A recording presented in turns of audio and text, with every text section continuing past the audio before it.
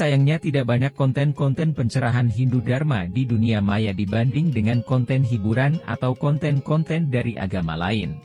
Sedikit konten pencerahan jiwa atau Dharma yang dilihat. Akibatnya ajaran Dharma dalam diri masing-masing orang cenderung berkurang tiap waktunya. Banyak dari generasi muda yang kurang sering mendapatkan siraman jiwa, lalu mendapatkan banyak informasi pencerahan solusi hidup dari konten keyakinan lain, dan berpotensi untuk berpaling keyakinan.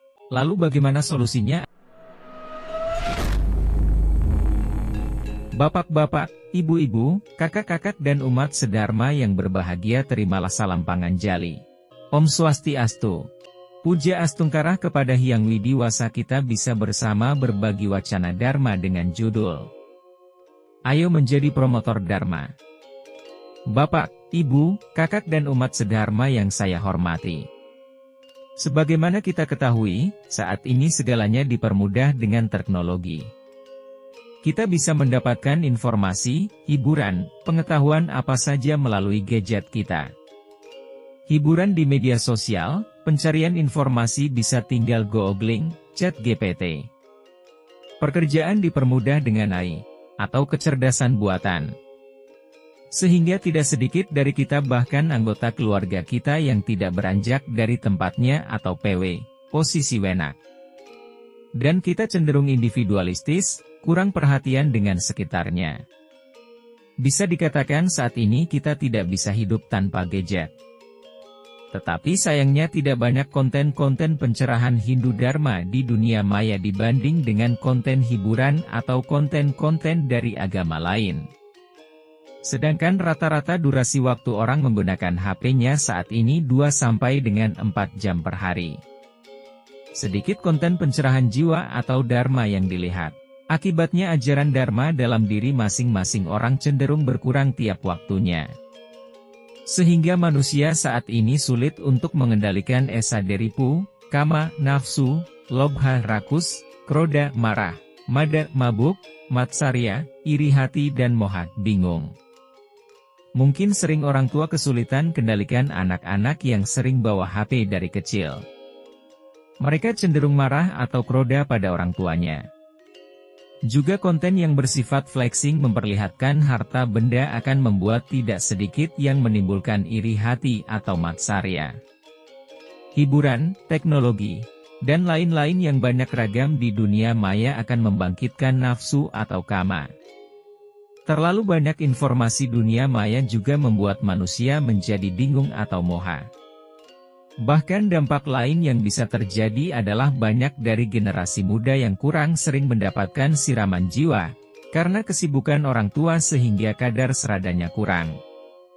Lalu mendapatkan banyak informasi pencerahan solusi hidup dari konten keyakinan lain. Akan menyebabkan generasi ini ada di persimpangan dan berpotensi untuk berpaling keyakinan. Dalam Bhagavad Gita Adhyaya 16 Sloka 23 menyebutkan, ia yang meninggalkan ajaran kitab suci, berada di bawah pengaruh nafsu keinginan, tak akan mencapai kesempurnaan, kebahagiaan dan tujuan tertinggi. Lalu bagaimana solusinya agar kita semua terutama generasi muda kadar serada keyakinannya meningkat? Bapak, Ibu, kakak dan umat sedharma yang saya hormati. Mari kita keluar dari zona nyaman kita. Mari kita peduli dengan generasi muda Hindu dan umat yang lain. Mari bersama berkolaborasi menjadi promotor Dharma. Kita dengan sengaja berusaha mengajak siapa saja di lingkungan kita, yang kita kenal, yang Hindu untuk ke pura. Sembahyang, ngayah, ajak ke lingkungan bernuansa Dharma, kenalkan dengan budaya Hindu, etika dan upacara dan sebagainya. Apakah itu mudah? Semuanya sulit sebelum menjadi mudah, tapi kalau bukan kita, siapa lagi? Ayo bapak-bapak ajak istri dan anak-anaknya, ibu-ibu ajak suami dan anak-anaknya, kakak-kakak ajak adik-adiknya ke pura bersama. Rutinitas selalu ada dan bahkan bertambah sehingga kita semua seakan-akan kehabisan waktu, tidak sempat membakti. Ajak keluarga sembahyang punama, tilem, saat hari libur ke agar terbiasa DG lingkungan kehidupan beragama Hindu. Sehingga timbul habit kebutuhan akan tempat ibadah dan keinginan ngayah. Anak sibuk kerjakan tugas, belajar karena ujian dan sebagainya sering menjadi jawaban untuk tidak ke pura bersembahyang. Sehingga si anak semakin jauh dari serada, dan saat mereka dewasa barulah semua akibat-akibat tersebut muncul. Di saat anak harus tentukan pilihan karena mendapat pasangan beda keyakinan atau kondisi lain, maka orang tua akan merasakan betapa tidak mudah mengembalikan serada dalam waktu singkat. Karena meningkatkan serada ibarat kita menjaga kesehatan, saat ini belum dirasa penting, tetapi akan sangat bermanfaat di saat yang tepat.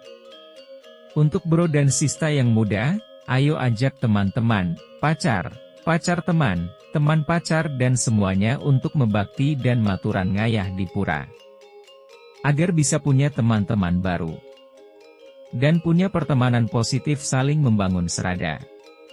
Sebentar lagi ada Pujawali Piodalan di Pura Candi Cemara Agung Tandes dan besoknya di Pura Segara Surabaya. Buat apa kita capai-capai ngayah beli, kan ada yang lainnya. Full beli minggu ini, karena tugas dan sebagainya. Itu juga sering disampaikan untuk menolak ajakan ke pura. Tetapi bagi yang mengajak akan mendapatkan panugrah lebih karena teman-teman mengajak ke jalan Dharma. Untuk semeton pengempon dan semua umat di pura ciptakan suasana hangat dan bersahabat pada tamu-tamu Dharma. Hindari sikap curiga DG orang baru, menyapa, berkenalan, ramah, bila perlu dijamu, bertukar nomor kontak untuk dikirim informasi aktivitas pura. Dan bila perlu, saat pulang berikan cindera mata kecil seperti dupa agar mereka yang baru ada kesan mendalam selepas dari pura. Mahasiswa, generasi muda, semuanya, mari keluar dari zona nyaman. Belajar dan sengaja membuat konten Dharma agar pencerahan untuk meningkatkan serada. Serada anak cucu kita tergantung dari kerja keras kita mengemas Dharma sesuai dengan perkembangan zaman. Lalu mengapa ke pura atau ke tempat suci? Dalam kitab Pergeveda Mandala 8, Sukta 6, Mantra 28. Di tempat-tempat yang tergolong hening, di gunung-gunung, pada pertemuan dua sungai. Di sanalah para maharsi mendapatkan inspirasi yang jernih. Dan sebagaimana juga disebutkan dalam Srasa Mucaya, Sloka 68. Keutamaan adalah dhamma yang artinya ketenangan hati, yang menyebabkan orang sadar, sanggup menasehati diri sendiri. Itu lebih utama dari dana membawa pahala, nama harum dan kedudukan tinggi atau mulia. Namun dana kalah oleh dhamma. Seorang dermawan, yang melakukan pemberian sedekah atau dana yang tidak mempunyai dhamma, dapat dipengaruhi oleh kemarahan dan lain-lain. Akan tetapi orang yang memiliki dhamma, ketenangan hati, niscaya ia tidak tersesat, karena senantiasa sadar, oleh karena itu dhamma lebih utama dari dana. Bapak, Ibu, Kakak, dan umat sedharma mari kita keluar dari zona nyaman. Mari menjadi promotor, mempromosikan Dharma untuk generasi emas. Jika banyak insan Dharma yang sadar, eling maka kita semua menuju Indonesia maju, makmur dan rahayu. Terima kasih atas kesempatan kami berbagi. Mohon maaf jika ada perkataan yang kurang berkenan. Om Shanti Shanti Shanti Om.